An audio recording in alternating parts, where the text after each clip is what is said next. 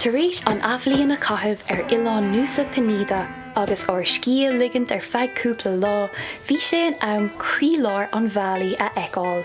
Sin é an taobh cultúrtha agus spioradálta. Agus mar sin, cuamar go dtí an páirtheas glas de Ubud.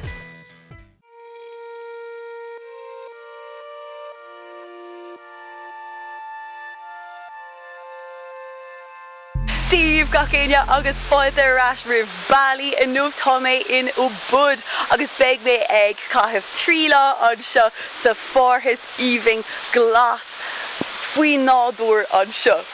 In nuamh táimé féin agus éidir cábal éidir teampaill. Táimid ag déanamh tros príomhádach agus táimid ag dul chuig cúpla na háiteanna is fearr in Ubud agus in Bali go ginearálta agus táimid ag tosnú in nuamh maidin in Alas Harum Bali. Tá sé lán de Instagram models an dtuigeann tú mé agus anna chuid deisina chun green graph anna yes a thógáil agus mar sin de tá an swing size cáúil an sin a caiith tú íoch as gacra tá siús costas a dar nóig. Is féidir leis gúna galanta a chur cias gacra. Níl sé rilí má rud ach is málam a bheith ag fécint na háirdáin ríis atá sias an sin. Tá siad san Fearr agus fécinn siad go háling fad. Tá sé ciún maidin, tuis go bhfuil sé néachlog maidin ach dúirt ordróí go mbíonn sé Fearr gnóthach ar an tránóna. So má tá sim got techt an seo agus na green graffanna íomhing sin all tar an céadród maidin.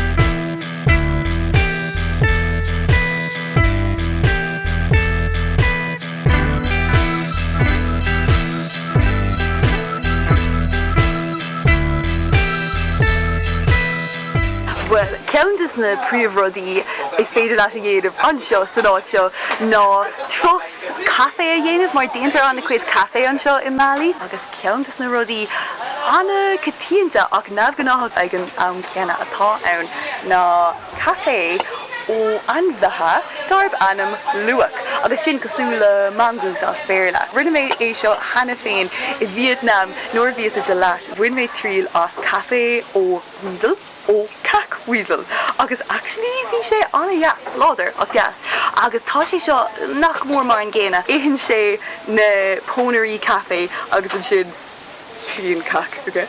Agus dhéag sin déanann siad róstáil ar na pónarí agus mar sin de agus an sin tá caifé all sever a go an sin tá sé go híomhing ar fad anna costasach hart ar €6 mar sin de a ggur copán ach tá sé cóta friúil go caiig mé sin a dhéanamh agus sé mar seo agus buning mé tríd as inis.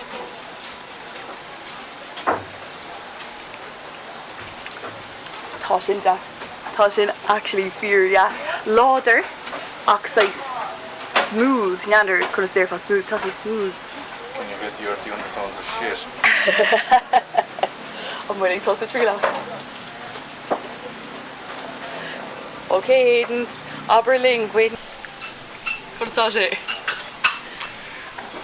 is grand now. I wouldn't be much of a coffee man, like. Yeah, ní ólann sé mór an caifé in achar tá té. I'd stick with berries or lions for the day.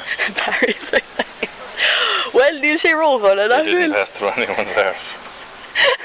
Is teampaill é seo, teampaill hindúánach agus tá sé tóca isteach sa charraig seo. Tá sé anna hamúil, fécinn sé anna starúil agus anna chean, níla sa going godíro cé có sean ina bhfuil sé. Cé go bhfuil tros ar siúla going in nómh, níla going ach sais tumánaí, so níla on ólas a going go fóil ach féic ag rééisúas agus in seo ag réidir cad é an scéal mar fécinn sé anna yes, anna chifriúil ar fad. Seo é teampaill go nóm Cawi. Canuasach de teampaill agus áit ina bhfuil cónaí ar anamnacha na ríthe ársa. Tógach é sa 100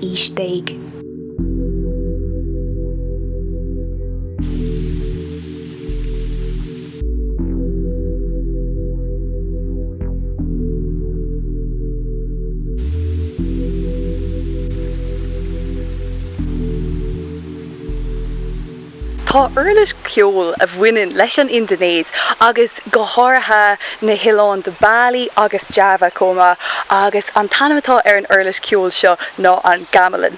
Agus rinne mise ceol san ollscoil mar ma chéad ábhar ceol. Agus rinne mé gamelan mar ábhar ar bheag 3 bbliain. So actually is féidir lom an uirlis seo a cheantar. Now nílam chuna é a dhéanamh tuis bhfuil measa go ar an teampaill seo agus ní léine timpeall na háite chun ceiste chur ar ach dalam mé féin sachaláiste an gamelan ó Java. Now seo an ceann ó Bali ach tá sé anna cosúil leis ón méid atá feicethe gom na tá sé clúdathe ach féicear seo tá sé anna bhór tógann sé le gá réal duine chun é a cheint agus mar sinnta ach is brad ó méid tá an ceol gehíhing có difriúil ná an ceol ón iarthar. Míad an céad teampaill eile inis tá sé 5 nóméid sios an bóthar agus an taimitá an ceann seo ná pura teampaill agus tá sreacht de haiségant atá néafa an seo leis Holy Spring agus neidir an chuintú de churp ar fad is seach nó cad é an scéal ach déanann sé leis glan tús ort nó rud mar sin so tá mí díoch ag dul seach inis tá sé gnóthach.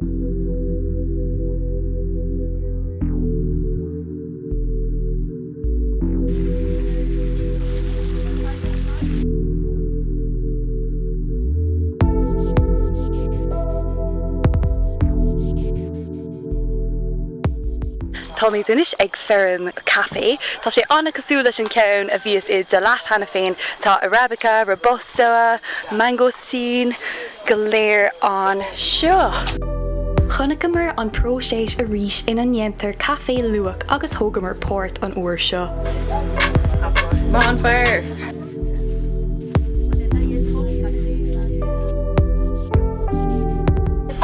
Tá míad ag buid tríla asna taonna agus café ina go léir an seo ag an fearm. Tá sé ma. Have you tried hot chocolate? Hot chocolate to make you happy. Yes. Any chocolate makes me happy. Níd stad eile ar an tros seo gacéine tá míad ag slíomh nó Mount Batur. Agus is volcán é seo. Má tá an taim agat is féidir leat iad seo a drapa is féidir leat dul chuig Mount Batur an seo ach Caig tú tosnú ag a dóclógar madan agus déirtar ghfuil sé fearrú seánach níl an taima going Fearr ar an dros seo chun é sin a dhéanamh ach ba bhlam volcán a drapa ag uair éigent ach ní héann sé amach ar an camera gceart lead tá sé seo just do creta na roiir an seo do creta. An céad stadaile tá míad ag teampaill eile darbanam bescia ceapam agus sin an ceann is mó i Bali agus tá túirí a going so be cóheic a going ag an ceann seo. Tá an teampaill besace an seo an ceann is táchtaí sa hondúchas Baliach. Téann na bunclochanna an seo ar ais go réamh starúil agus ceaptar go raibh áireamh ar siúl ann ón am sin. Tá 3 teampaill is feithas an ionad agus úsáideach é mar láthair an hondúach ó 284 ar aig. Bhruach an volcán a Jung atá anna cóngracht an teampaill sa bhliain 1963 ach níor tháinig an lava ar an teampaill dúradh gur míorúilt é sin.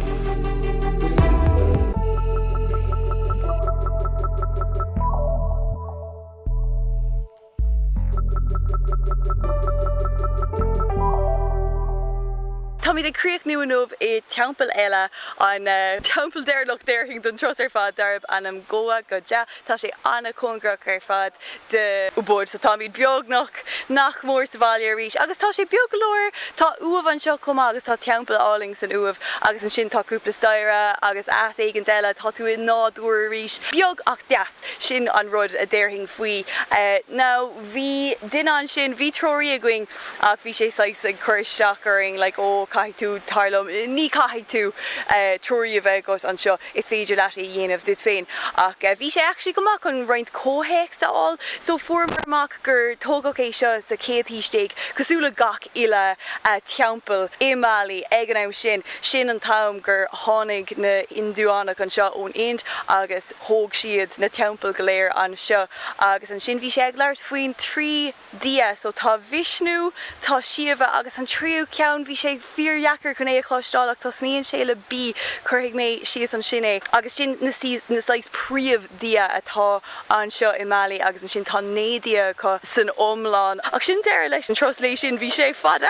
Tá sé fethe taréis sé inis agus thos níomar ag a né ar madan. Ach ag an céine manuel mór an ama agus bhálas roint cultúra eáil an seo Bali sé seo an ceantit so chuig mé nasc chias an sin ar an tros má táúna ó bud déirhain gur fiú é cínta.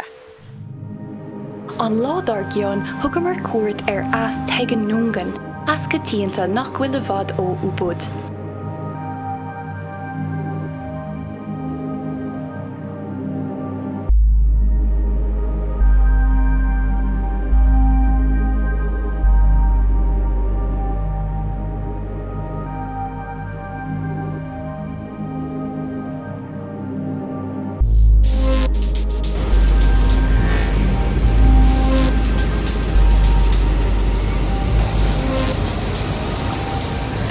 Galore lads, Tommy Ray come to the shop. Meal sé rower, tá sé bhí gáin iad. Tá a cap and 2 on. Tá sé ag tuism. I better not drop the phone.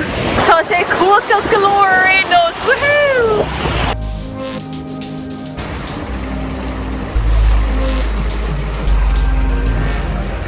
Ina dhéag sin cúmar go dtí an baile Ubud é féin.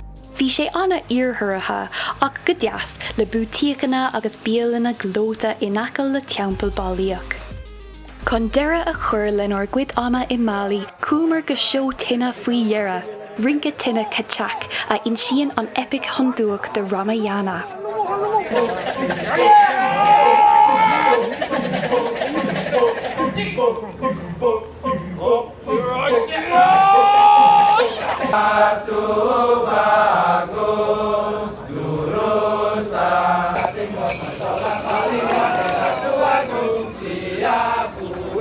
Ba é an balach úntaach é chun deire a chur lenar gcuid ama in Ubud agus i Bali go ginearálta.